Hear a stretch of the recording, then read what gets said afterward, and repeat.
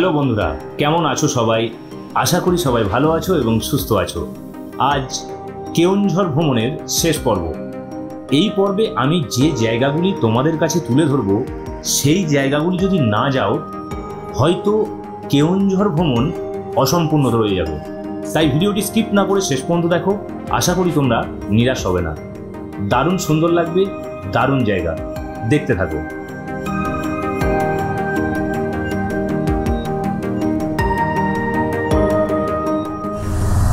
Bye bye কেওনঝড়কে bye bye করে দিলাম।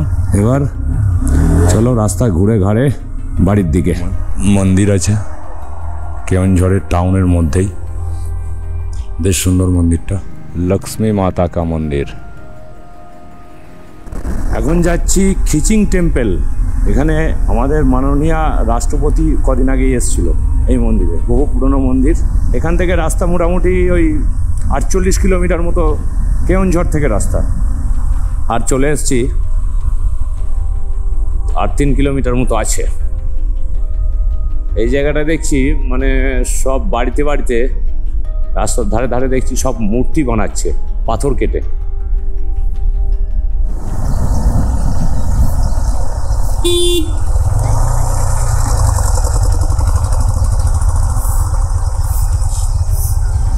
এটা মন্দিরের মুখ্য দ্বার, এটা হচ্ছে মা কিচকেশ্বরী মন্দির।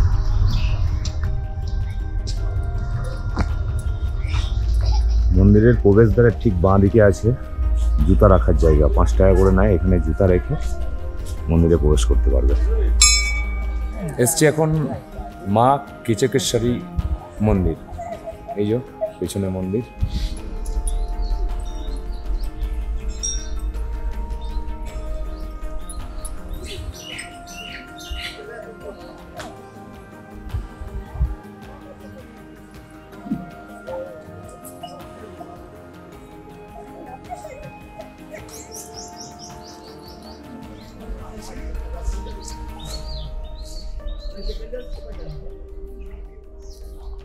মন্দিরের পেছনে ছবি তোলা যাবে, সামনে না।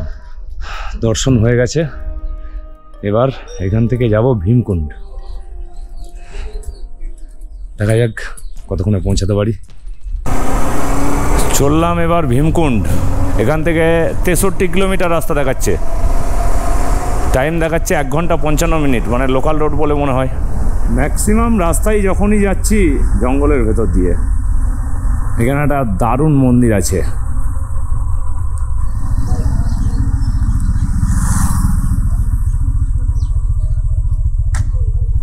Welcome to Bhimkund Keonjhar. ভীমকুণ্ড আসতে কাঁদিয়ে দিল, যা রাস্তার পরিস্থিতি। যাক, আবার একটু রোড পেয়েছি, আর 5 কিলোমিটার তাহলেই পৌঁছে যাব। কিতনা 20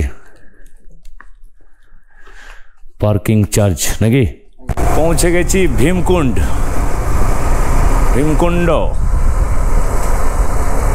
গাড়ি ফাড়ি রেখে এবার একটু তোমাদেরকে দেখিয়ে দিই জায়গাটা কেমন। 360 ভিউটা তোমাদেরকে দিয়ে দিই এই জায়গাটার।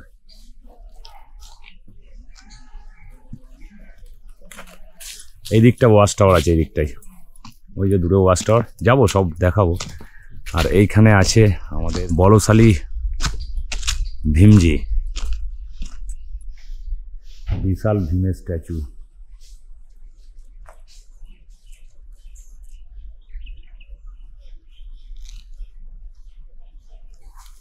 ওদিকেও আসা যায়। এধারে একটা ওয়াচ টাওয়ার আছে ওই দিকটায়। এখন যাবো এই ওয়াচ টাওয়ারে। ওয়াচটার থেকে কেমন দেখাই চলো দেখি। এখানে টয়লেটের ব্যবস্থাও আছে, লেডিস জেন্টস টয়লেটেরও ব্যবস্থা আছে, কোনো অসুবিধা নেই। দেখি ওয়াচ টাওয়ারে যাওয়ার জন্য 10 টাকা টিকিট। ওয়াচ টাওয়ারে যাচ্ছি এখন।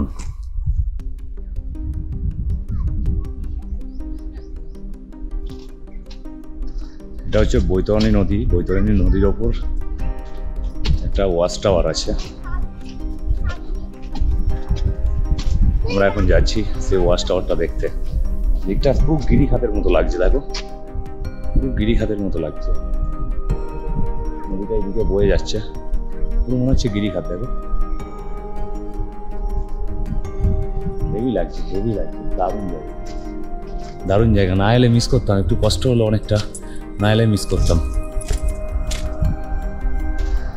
চলো এবার সিঁড়ি দিয়ে ওয়াচ টাওয়ারের ওপরে যাওয়া যাক, কতটা উপর থেকে দেখা যায়।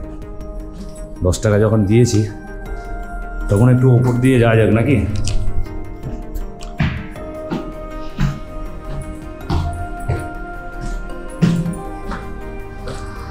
কেমন লাগছে বলো?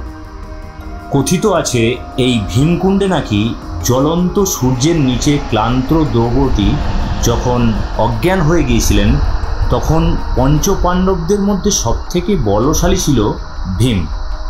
তিনি তার গদা দিয়ে মাটিতে আঘাত করেন এবং একটি কুণ্ড বা জলাশয় তৈরি হয়। সেই জলে দ্রৌপদী তার তৃষ্ণা নিবারণ করেন এবং জ্ঞান ফিরে পান।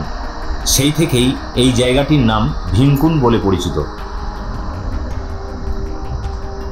এখান থেকে আরো ভালো লাগা যাচ্ছে, দেখো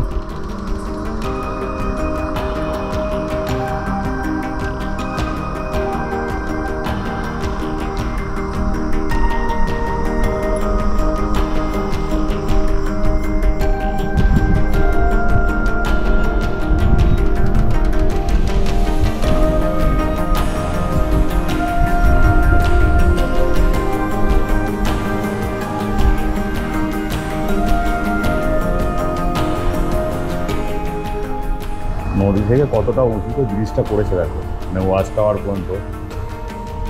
মোটামুটি নদীর অনেকটাই আসছে ওয়াচ টাওয়ারটা। এই হচ্ছে ব্রিজ, চারিধারে সব বসার জায়গা করা আছে। দারুণ জায়গা, দারুণ জায়গা, হেভি লাগবে। আর একটা ওয়াটারফল আছে, চলো ওয়াটারফলটা দেখে আসি। এখানেই আছে 4 কিলোমিটারের মধ্যে। भाई झरना इधर है, झरना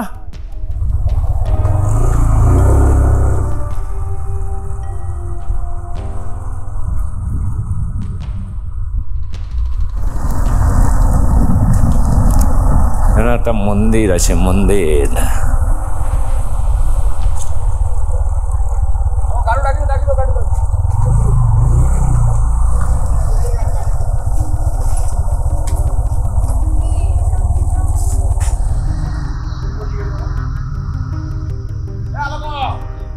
ঝর্ণাটা এইদিকে, চলো যাই দেখে আসি।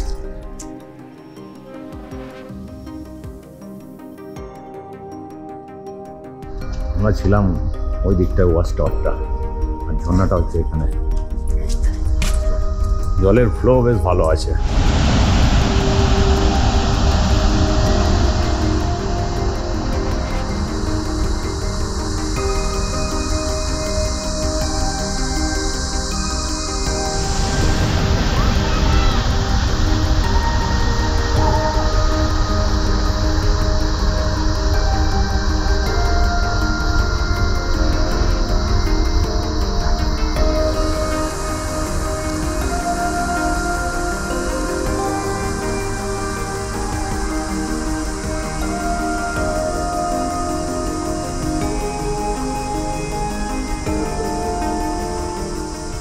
কমপ্লিট হলো আজকের মতো। পরে আরও কিছু ছিল, তাহলে আজকের দিনটা স্টে করতে হতো, কিন্তু আজকে আমার সময় নেই, বেরিয়ে যেতে হবে। তোমাদেরকে আগেই বলে দিয়েছি যে কোন কোন জায়গাগুলো মেন আর কীভাবে করবে।